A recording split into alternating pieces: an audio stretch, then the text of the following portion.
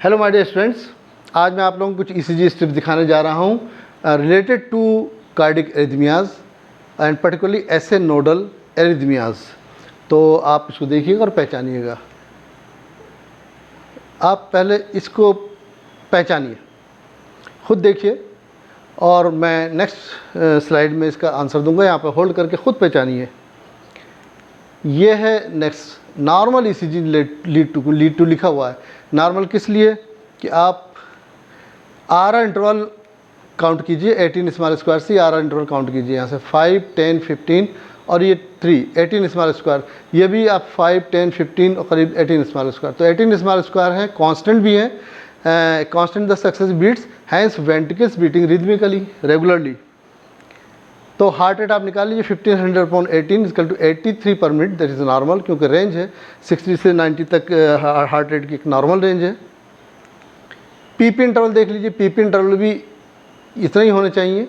यहाँ से piece count कीजिए।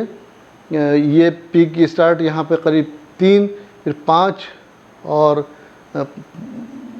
10 यहाँ से काउंट करते हैं किसी स्टार्टिंग से कहीं से। ये 5 स्मॉल स्क्वायर्स, फिर 5, 10 और करीब 15 और यहाँ पर 3 18 स्मॉल स्क्वायर। तो यहाँ भी 18, 18, 18 चल रहा है। तो constant successive beats hence the atria are beating also rhythmically, और दोनों इक्वल होने चाहिए। PP interval should be equal to R interval, hence heart as a whole is beating rhythmically. P R interval देख लीजिए। पी आर इंटरवल पी के starting से R तक करीब, ये पी की स्टार्टिंग से पी वेव है, क्यू आर एस और टी है। तो ये 4 स्मॉल स्क्वायर्स आ रहे हैं। 0.04 सेकेंड स्मॉल स्क्वायर होता है। 4 × 0.04 0.16 सेकेंड है। That is normal. 0.2 सेकेंड से ज़्यादा होता है तो फर्स्ट डिग्री हार्ट ब्लॉक कहते हैं। तो नॉर्मल रेंज जो 0.12 से 0.18 तक है। 0.16 सेकेंड तो नॉर्मल है।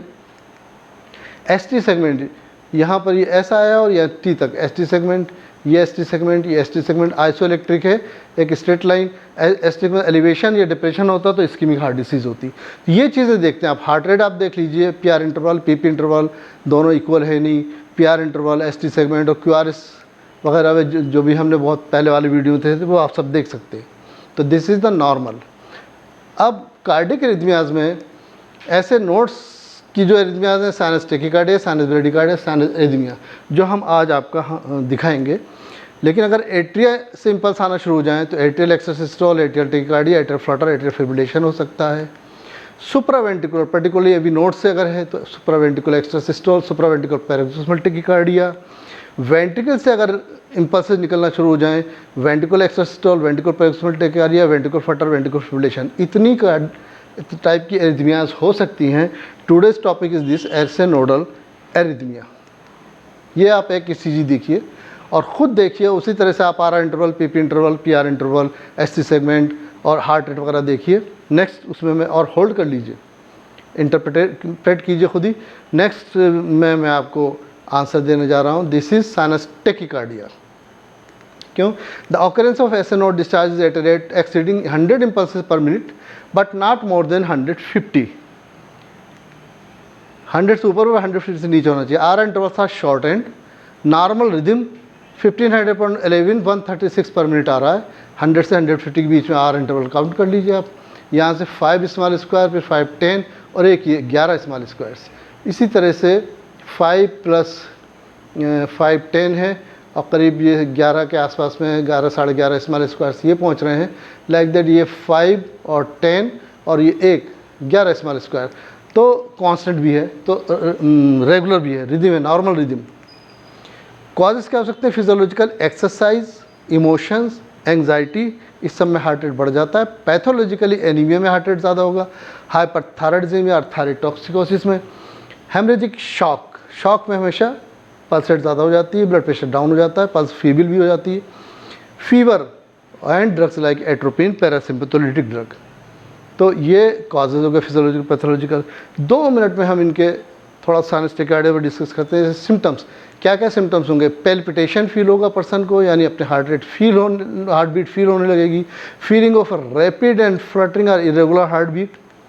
शॉर्टनेस ऑफ ब्रेथ, सांस थोड़ी सी सही तरह से नहीं आ पा रही होगी। फेटिग, समटाइम्स सिनकोपी, फेंट होकर गिर भी सकता है पर्सन। तो ट्रीटमेंट क्या करेंगे? If no often no treatment if tachycardia is temporary due to exercise or stress, but if persistent are causing significant symptoms, then treatment of cause may be required. Medication to reduce heart rate like beta blockers है, atenolol, metoprolol like calcium channel blockers हैं, nifedipine वगैरह, आइविब्रिडीन, ये सब जो है decrease कर सकते हैं हार्ट को. और lifestyle changes, person has to avoid alcohol, caffeine, और आप उसको स्ट्रेस मैनेजमेंट के लिए, योगा के लिए, healthy diet, exercise, good sleep के लिए आप उसको मोटिवेट करेंगे. तो ये साइनस टैकीकार्डिया के बारे में हो गया. एक स्ट्रिप आप ये देखिए, खुद से देखिए, उसी तरह से उसको रीड कीजिए और बताइए क्या हो सकता है. अब तक मैंने आपको बताया हो, आप पहचान जाएंगे. नेक्स्ट स्लाइड में इसका आंसर है sinus bradycardia. The occurrence of S A node discharge is at a rate of less than 60 impulses per minute, 60 से कम हो. आर इंटरवल यहाँ पे प्रोलॉन्ग्ड हो गए हैं. रिदम नॉर्मल है, 29 स्मॉल स्क्वायर्स आ रहे हैं, 1529, 52 पर मिनट यहाँ पर हार्ट रेट है. आप काउंट कीजिए 5, 5, 10, 15, 20, 25 और ये 4, 29 स्मॉल स्क्वायर्स हो गए. इस तरह आप इधर भी काउंट कर सकते हैं, 5, 10, 15, 20, 25 और 3 ये है और एक ये है, 4, तो 29 स्मॉल स्क्वायर. तो कांस्टेंट है, तो रेगुलर है, बट हार्ट रेट जो है कम हो गया है. Physiological during sleep and strong athletes में भी थोड़ा ब्रेडिकार्डिया होता है, क्योंकि बार बार वो एक्सरसाइज करते हैं स्ट्रॉन्ग, और उनके बेरोरिसेप्टर रिफ्लेक्सेस स्टिमुलेट होते हैं, ब्लड प्रेशर को डाउन करने की कोशिश करते हैं, हार्ट रेट को भी डाउन करने की कोशिश करते हैं, और after some times they become strong, उनकी बेरोरिसेप्टर रिफ्लेक्स आती है, तो स्ट्रॉन्ग एथलीट्स में थोड़ा ब्रेडिकार्डिया रहता है. Pathologically sick sinus syndrome, increase intracranial tension, जैसे हेड इंजरी हो जाए या brain tumour, hypothyroidism like myxoedema, and drugs like beta blockers, तो बीटा ब्लॉकर जिसको चल लेंगे, इसमें हार्ट रेट कम हो सकता है. These are pathological physiological. इसके बारे में थोड़ा सा डिस्कस कर लेते हैं. सिम्टम्स में भी mild to severe, weakness, shortness of breath, fatigue, dizziness, light headedness, sometimes syncope और फेंटिंग, कन्फ्यूज़न हो सकता है, मेमोरी प्रॉब्लम्स, क्योंकि ब्लड सर्कुलेशन कम हो रहा है तो ब्रेन में भी कम पहुंच पा रहा है, lack of concentration. In some cases may cause chest pain और discomfort, feeling of heart beating irregularly. Treatment इसमें often no treatment is required if bradycardia is temporary, but sometimes if it is persistent causing significant symptoms like dizziness, fainting, then treatment is required. Medication to increase heart rate like atropine is parasympathetic या dopamine is peripheral vasostimulant, ये आप दे सकते हैं, but sometimes temporary permanent pacemaker is also required, जो impulses normally भेजता रहे heart को. तो treatment of underlying cause like sleep apnoea. तो ये साइनस ब्रेडिकार्डिया, साइनस टैकीकार्डिया आपने देख लिया. एक और स्ट्रिप देखिए, ये स्ट्रिप है, इसको आप खुद से पहचानिए. नेक्स्ट स्टेप में मैं आपको आंसर दे रहा हूँ और पहचान लिया होगा आपने. This is sinus arrhythmia.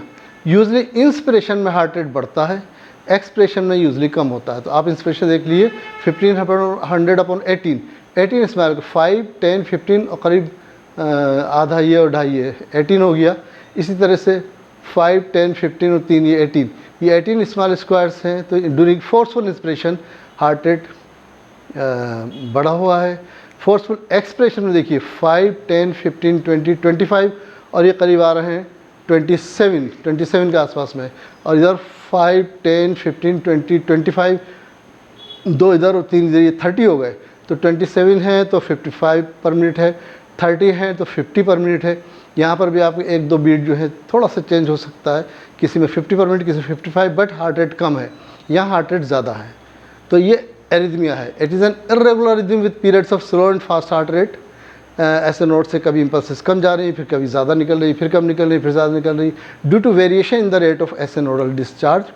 Van periodic change in sinus rate is related to phase of respiration, it is called respiratory sinus arrhythmia. Forceful respiration में when this variability is not related with respiration, then it is called non respiratory sinus arrhythmia. जैसे during inspiration R interval short हो गए हैं, fast heart rate है 75 to 90 पर minute, यहाँ पर 83 per minute है.